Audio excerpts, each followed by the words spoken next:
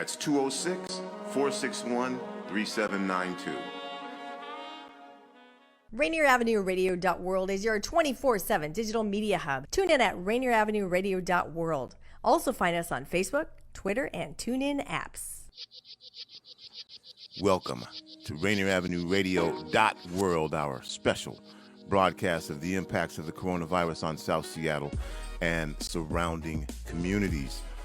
If you're just tuning in, joining us very shortly will be Tiela from the Seattle Energy Assistance Program, Byrd Barr Place Energy Assistance Program Coordinator. And we're going to find out how you can get energy assistance. It is getting colder, getting a lot colder. Folks are inside. COVID is surging, particularly in South King County, but all over the state, around the country. It's probably going to get a little worse is the reality of it. If you're just joining us again, I just spoke with Mick Hoffman, the Executive Director for the Washington Interscholastic Athletic Activities Association, not the Washington Interscholastic Activities Association. And so basketball and football scheduled to start, at least right now, on February 1st. This may mean wearing masks. And we will certainly keep you updated on how this is taking place. Again, it's another aspect of schools as we're talking about students and the impact that this is having on their education, that ability to also get together and play sports and how important that is and the mentoring that takes place. We're going to move this in another direction right now. Joining me is Tiela Coombs. Tiela, how are you?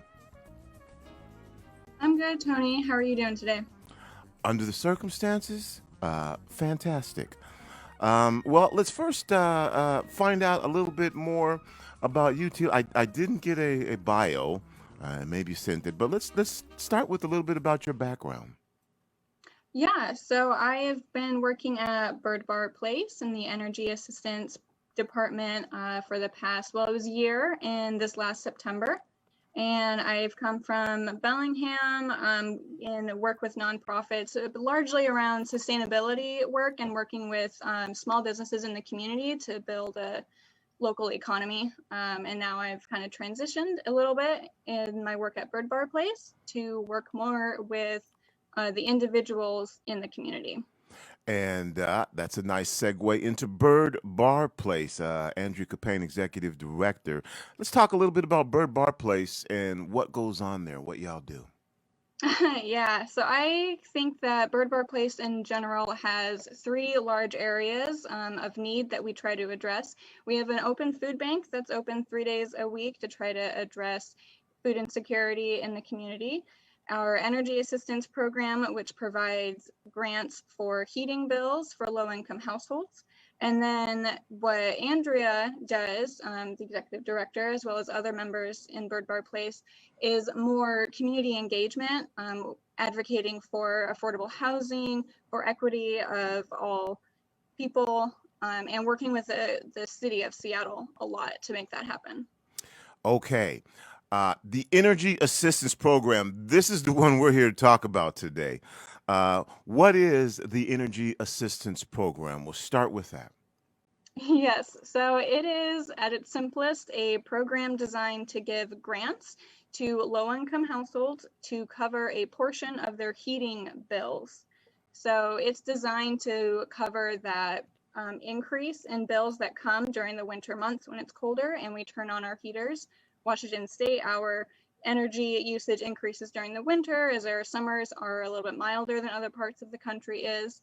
So wintertime is usually when the energy burdens increase for households, and that is the aspect that we try to address to get that covered. And so does it matter what heating system that you use, whether it's gas, electric, oil? I don't even know if there's other things that are out there.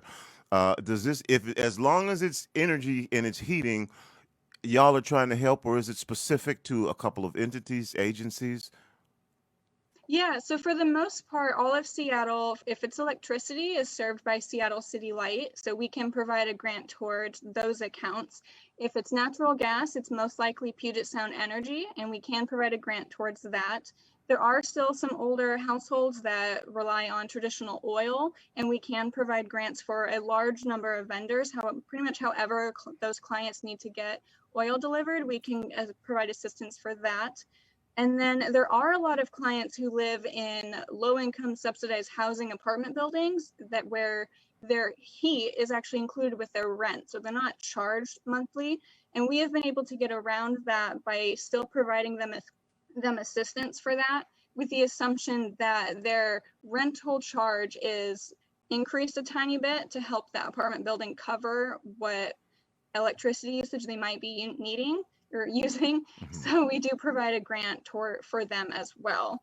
I think the only scenarios that we can not provide a grant given our policies are some third-party energy management systems that combine multiple bills to give a resident one bill. So those we can't do, unfortunately, because it's not going directly to an energy account. And then, of course, just a roommate situation where everyone is splitting the bill, but only one roommate is applying for assistance for their portion. Unfortunately, that's a scenario where we also cannot provide a grant. Mm-hmm. But for the most part, we try our hardest to work around our policies to provide the client a grant. And how does this work in landlord-tenant situations? If you are the landlord, if you are the tenant, um, how do you work that out? Yeah, so most of the time we work directly with the tenant to get all the documents that we need. The only time that we usually need to work with the landlord and maybe provide a little bit of education to the property manager around what it is we're trying to do is for those clients that have their heat included with their rent. So we do need to get verification from the landlord, and sometimes that is a little bit of a communication, trying to understand that we are just trying to help them cover their rental costs. And that's really all that needs to happen with landlords. They're usually very understanding and open and willing to do any work to get their tenants assistance. And again, my guess is Tiela. Am I saying it correctly, Tiela? Oh, yes, you are, Tiela. Tiela Combs. Combs, yes. Combs, the Energy Assistance Program Coordinator, Byrd Barr Place, and we're talking about the Seattle Energy Assistance Program. That one thing I've learned, Tiela, is that there's never a stupid question, so I'm going to ask this. Some folks burn wood. What do you call those fireplaces? Or A wood burning furnace wood is all burning? I've ever Yeah, heard them called. wood burning for. Is there assistance with that? For folks who are using something like that? Can they get assistance for getting the wood to burn or whatever in their wood burning furnaces? Definitely not a dumb question. We can provide assistance for that. Oh. We can also provide an assistance if you just buy propane tanks from Mm-hmm. Fred Meyer. So we can provide assistance for that as well. Those do have a little bit stricter requirements, just in that it has to either live in a house or apartment, not that I imagine apartment is set up with a wood burning stove, Mm-hmm. or an RV. So unfortunately, with that situation, tiny homes and those living in their cars are ineligible for that assistance, but we can provide a direct grant to buy wood or propane. Mm-hmm. Is there a type of I don't even know how to say it for those who are living in RVs, who are living out of their cars, who may be homeless, who are still cold? I don't know, Tila. How do you provide assistance, or do you, or can you provide assistance? Because those are people who get cold too. Yeah, you're absolutely right. And I do think that that is a bit of an equity issue where a hole that could always be worked on to address. So if a client is living in an RV, we can provide assistance for them. But clients that are living out of maybe just a sedan or just a van, any type of car, we ourselves are not able to provide a grant for that, just per the policy that we have. But our community connector that we have at Byrd Barr Place, her name is Rainier. She is in charge of connecting clients to resources outside of us for those individual and maybe more personal or sensitive needs. And usually those clients are directed to her. And while it might not always be possible to find the perfect agency for the perfect client, she's usually able to find assistance for people.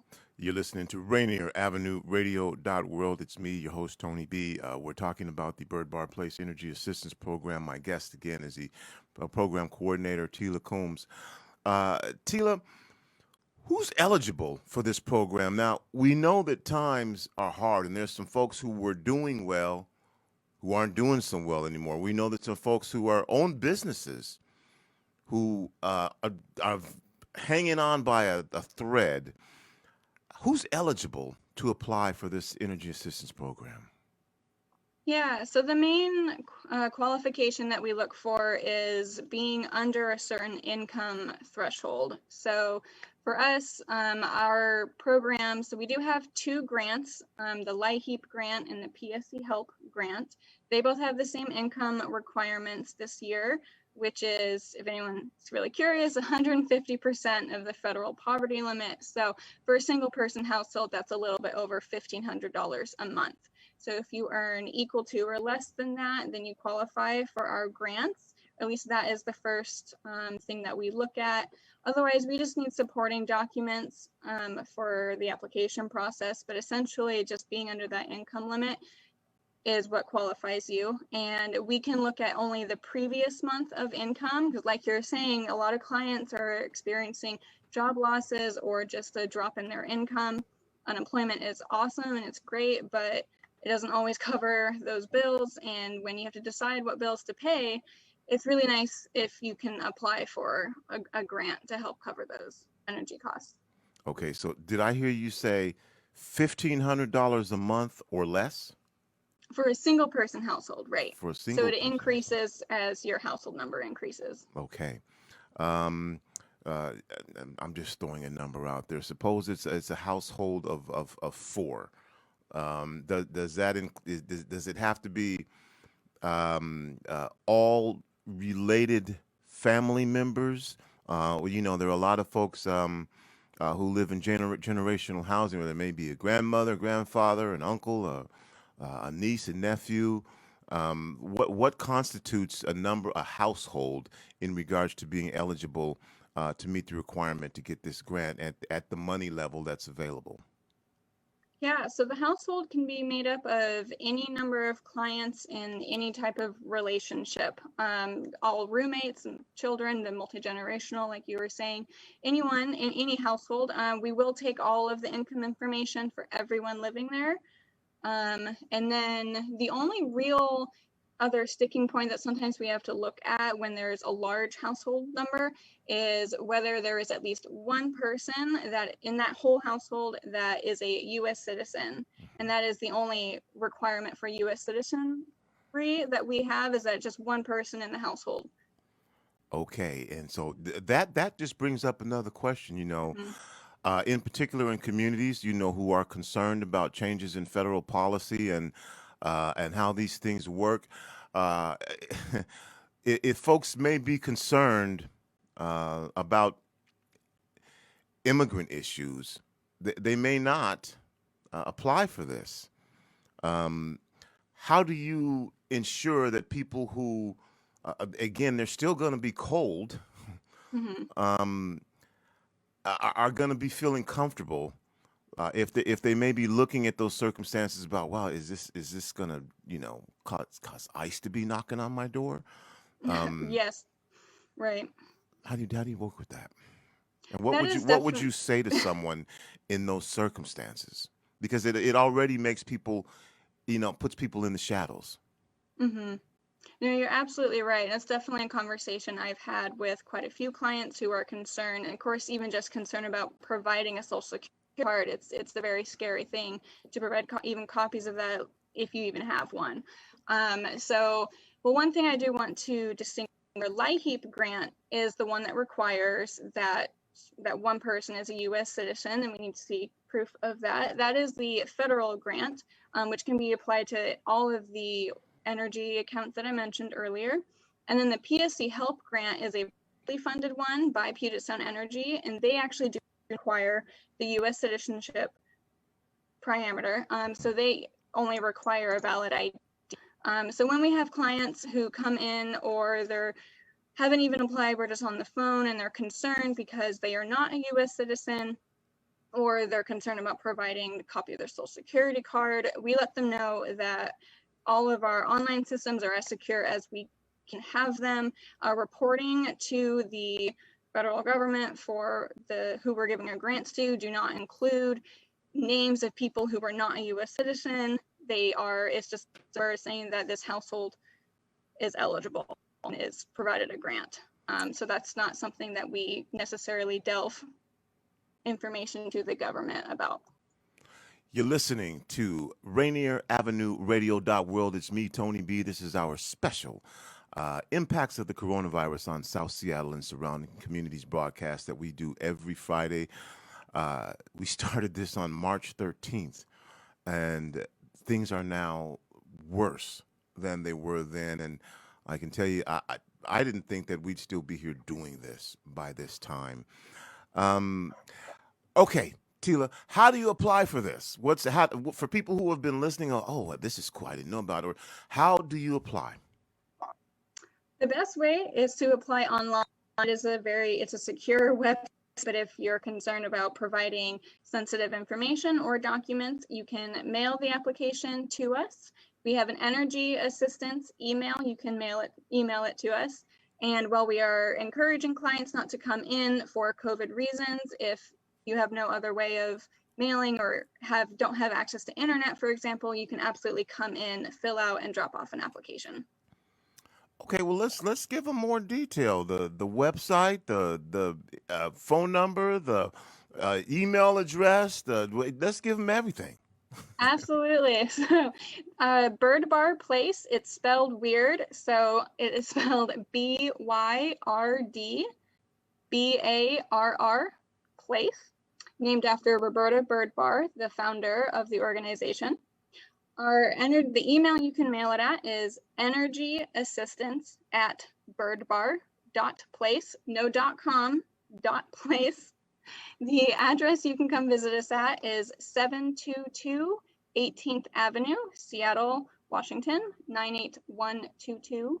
And the phone number you can call for any questions is 206-812-4940. Okay, I'm going to have you give that information one more again, but I'm going to stall for some time here. So for folks who are listening, who hey, let me open up my laptop or my phone and put this on, or you may want to write it down. See, I'm just stalling for time here because we're going to give you this information again so that you have time to get a piece of paper, get a pen, and jot this information down. This is an opportunity for you to get energy assistance, and it's already started getting cold. We're in that season right now, and this is Byrd Barr Place Energy Assistance Program is here to accommodate our citizens and our community. And shelter's one thing, but when it gets cold, you want that shelter warm as well if you can. Okay, so in order to apply, here are the ways that you can apply for a Byrd Barr Place Energy Assistance Program. Tiela, take it away. Yes, online at byrdbarrplace.org, spelled BYRD BARR. The email you can email us at is energyassistance@byrdbarr.place. The phone number is 206-812-4940. We can also just answer questions about the application on that phone. And then you can come by at 722 18th Avenue, Seattle, Washington, 98122. And are there translation services available for folks who English is a second language? Yes, we have several staff members on site who can help translate in real time as needed. That is available in Vietnamese, Cantonese, Amharic, Tigrinya, and Spanish. We are also currently working with a volunteer organization that will be able to lend us some translators to also ask questions in real time. And then we're getting them to also translate all of our documents as well as the online application, though currently those are only available in Spanish. Okay. And what's the turnaround time from the time that someone applies, they can anticipate getting that assistance? Yeah, that is a tricky question. Normally, prior to COVID happening, we could process a grant day of or within a couple of weeks if we needed additional information, though it might not have shown up on a bill for maybe 60 days, but we could have let the um, utility vendor know that it was coming so they don't send those, overdue notices over and over. But now that COVID has happened, we have seen such an influx of applications, and we process emergencies day of, and we go through first in, first processed. Unfortunately, that causes a little bit of a delay. Our program just opened up again on October 15th, and it's now November 20th, and we are still processing some applications that were turned in October because we've just seen that high of a number of applications.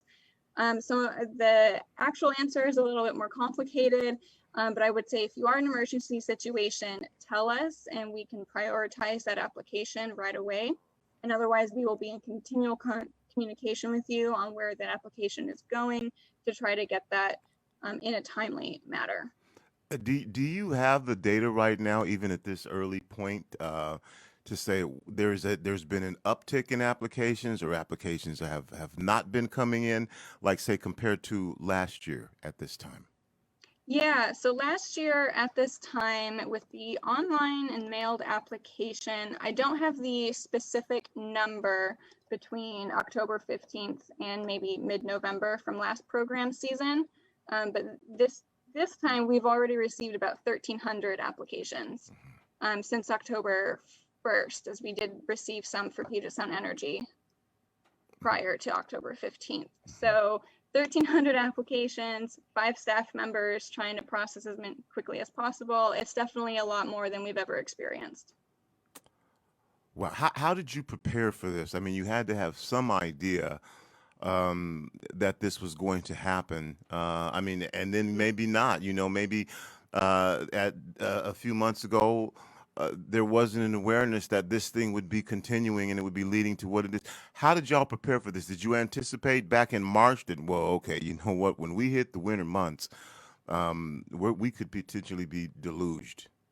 Yes, we definitely definitely anticipated this happening for sure. So luckily we already had a really robust online application that clients have been using and have been trusting. So that I think that helped. Another thing that we really just wanted to work around was how do we access all of these clients that we know are going to be flooding to come to us without having them be able to come in person like they normally are expecting to be able to do. So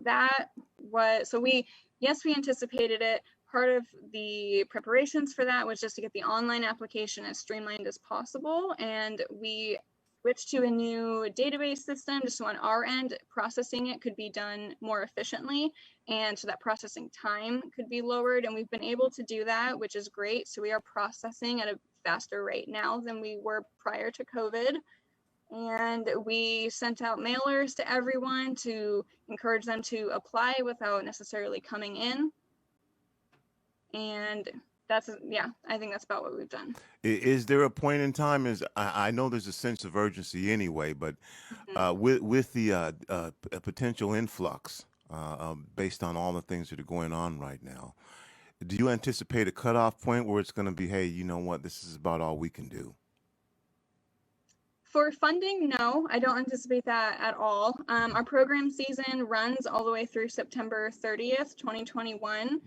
Historically, we've closed down the program a week prior to that just to give us time to wrap up any remaining applications.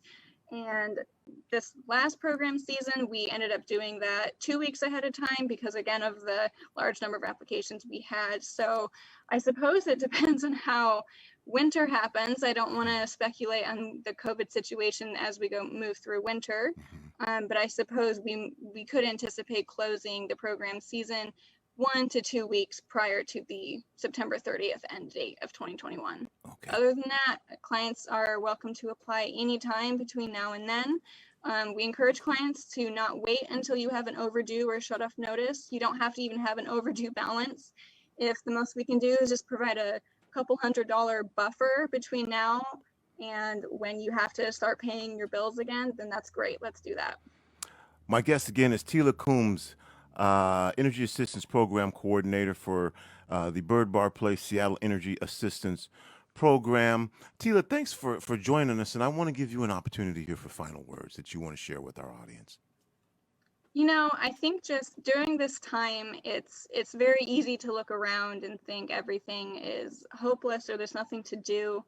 And I think this becomes an opportunity to look around at the people, the organizations, the pop-up radio shows, then the series that shows that people are here to help, and it's not hopeless, and we'll get through this together. And please come by if you need any help at all. All right.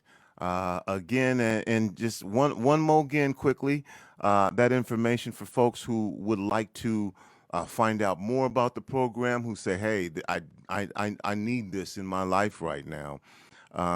Where can they go and how can they apply? Yes, so you can go to byrdbarplace.org, spelled BYRDBARR, place. Energy assistance at byrdbarr.place. That's where you can email. You can call us at 206-812-4940 or drop by safely at 722 18th Avenue, Seattle, Washington, 98122. All right, thank you, Tiela. And by the way, here at Rainier Avenue Radio tomorrow, from 11 a.m. to 1 p.m., we're doing a community food giveaway. And we got a lot of great stuff. We have steak, we have chicken breasts, all kind of meat, ground turkey, ground beef, fresh produce. I think there's some desserts as well. There's dairy. And we're not going to ask you any questions. We're not going to ask you, what your income is. Nothing. It's just if you want to come by and get yourself some food, come on by. Again, we've got meat products, we've got dairy products, we've got fresh produce, vegetables, a few dessert items, and we're not asking you for anything. So the address is 810 23rd Avenue, just off the corner of East Columbia, right on 23rd. And it'll be, again, safely social distance. You pick your own food. The only thing we're asking you to do is bring a bag. You have to bring your own bag. We don't have any bags here, so make sure and bring a bag, and then come and get some good food. Get something. Again, no questions asked, so you don't have to meet any particular kind of requirement. We just are doing this on behalf of our community. Again, you're listening to Rainier Avenue Radio.world. It's me, your host, Tony B. My guest joining us was Tiela Coombs from the Seattle Energy Assistance Program. Make sure and check them out if you need assistance, if you're not sure if you're eligible or if you qualify or if you're at least give it an opportunity and find out.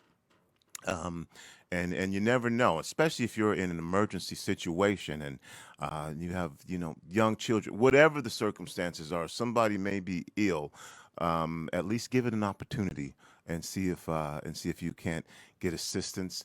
Right after this, we are going to go to our program and talk with Ezra Mays from the NAACP. The NAACP is having a presidential election that takes place on November 20, or excuse me, that's this Saturday, the 21st, the Seattle King County chapter. If you're a member, you can vote starting at 9 o'clock in the morning until 9 o'clock at night. We're going to see if we can give updates on how that's working out for the three presidential candidates, Carolyn Riley Payne, Erwin Chappelle, and Deontay Damper.